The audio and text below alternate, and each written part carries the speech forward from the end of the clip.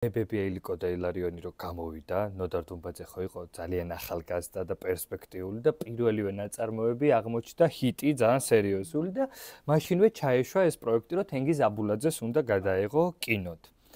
Ну, მოკლედ, გადაღებები არ მიმდინარეობდა გურიაში, იმიტომ რომ ამ რაღაცა გურული სიმწვანის, ჩაის პლანტაციების ფონზე რაღაცნაირად ეს გმირები იკარგებოდნენ თითქოს და ისე შეირჩა, რომ სოფელ ლაილაში იღებდნენ და სხვადასხვა ლოკაციები იყო საქართველოს მასშტაბით. კი, მაგრამ ეს ჩრდილები და ტიტო კალატოზიშვილი იყო ოპერატორი, ხო და ერთ-ერთ გადაღების დღეს აბულაძე მიიწვია ნოდარ დუმბაძეც, რომ ამოდიო ნახეო, როგორ ვიღებთ, რა ხდება, როგორ და ну დუმბაძე ძალიან მოეწონა ამ მსახიობები ყველა, ვინც უკვე სესილია მაგალითად თეატრშიც თამაშობდა ამ სპექტაკლში და რომ ნახა, თქვა რომ ყველაფერიო ძალიან კარგიაო, მაგრამ ეს არის ჩემი გურიაო, კაცო, აქსად იღებთო. ხო და თენგიზ აბულაძეებს უთქვამს, რომ იცი რაო, მეო ამასო კანისთვის ვიღებო, კანის ფესტივალისთვისო, იმიტომ რომ თენგიზ აბულაძის და რეზო ჩხეიძის მაგდანას ლურჯა იყო პირველი ქართული ფილმი, რომელმაც კანის კინოფესტივალის ჯილდო დაიმსახურა. ხო და დუმბაძე უცებ ხა ვერ მიხვდა იმას, რომ როგორ შეიძლება ესეთი ახალგაზრდა მისი ნაწარმოები მოგვიანებით უკვე კანის ფესტივალზე მოხვედრილო. ეგო ძალიან კარგიაო, მაგრამ მე გირჩევთო, რომ თქვენ კანში დაეტიოთო.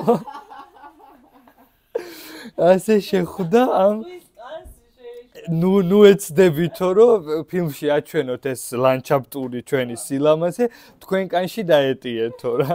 მე მართლა ისე მოხდა, რომ ეს ფილმი ნამდვილად ჰიტად იქცა, მაგრამ მართლა მოუწია ამ ჯგუფს, რომ საკუთარ კანში დატეულიყვნენ, მაგრამ აბულაძემ ეს ნატვრა მაინც აიხდინა უკვე მონანიებაზე და იმის მიუხედავად, რომ უამრავი დაბრკოლება შეხვდა მონანიებას, ჯერ მთავარი როლის შემსრულებელი გეგა კობახიძის ამბავმა ფილმი მთლიანად შეაჩერა ძალიან დიდი ხნით, მერე იქ იყვნენ მიჩენილები, წარმოიდგინე მაშინდელი კაკებედან ადამიანები, რომლებიც ფილმშიც იყვნენ დასაქმებულები პატარ-პატარა ამბებზე და ზოგი ფირს აფუჭებდა, ანუ სხვადასხვა ხელშეშლის მომენტები იყო, რომ ეს სურათი არ დამთავრებული იყო.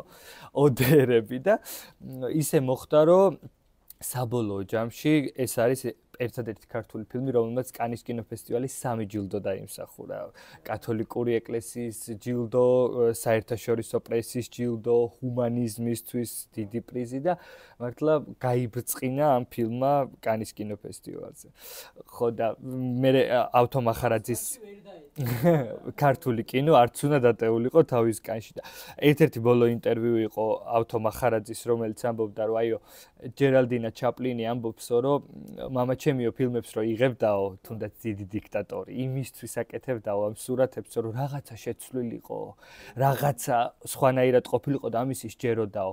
და მას მე რაც მრავალი ათწლეული გვაშორებსო ჩაპლინის არ ყოფნასთან, მე ვხედავო ჯერალდინა ამბობს, რომ არაფერი არ იცვლებაო და ეს თემებიო, ძალაუფლების სიყვარული იქნება თუ ყველაფერი, რაზეც ჩაპლინი რეფლექსირებს, მაინც იგივეაო და აი ავთომახარაძე ამბობს, რომ ჩვენც როგორ გვეგონა, რომ რაღაცეები ბევრად სხვანაირად იქნებოდა, მაგრამ ეს თემები, როგორც რაღაცა აი თარგები და ეს პატერნები მუდმივად მეორდება, ხო? მაგრამ აბულაძე, აი იანინიძეც იხსენებს ხოლმე, რომ გვეუბნებოდა, რომ თქვენ არ იცით რას ვაკეთებთ. ეს ჩვენ ვაკეთებთ ფილმს, რომელიც სულ იქნება და სულ დარჩება და ეს შეცვლის ბევრ ამას და ამიტომ ჩვენც ხო რა ადამიანურად რამ სხერპლიც უნდა გავიღოთ, წავიდეთ ამაზე. და აი სცენა, რომელიც არის, რომ შიშველი იანინიძე ხო არის ერთი კადრი, როცა ადგება და ვარლამის ფოტოს შეაგდებს კარადის თავს. ეს არ იყო სცენარში. და გადასაღებ მოედანზე, რომელსაც მწერალთა სახლში იღებდნენ, უცებ ეუბნებიან, რომ აი ეხლა უნდა გაიხადო და ნუ ეხლა წარმოიდგინეთ 84 წელია, როცა ამას იღებენ.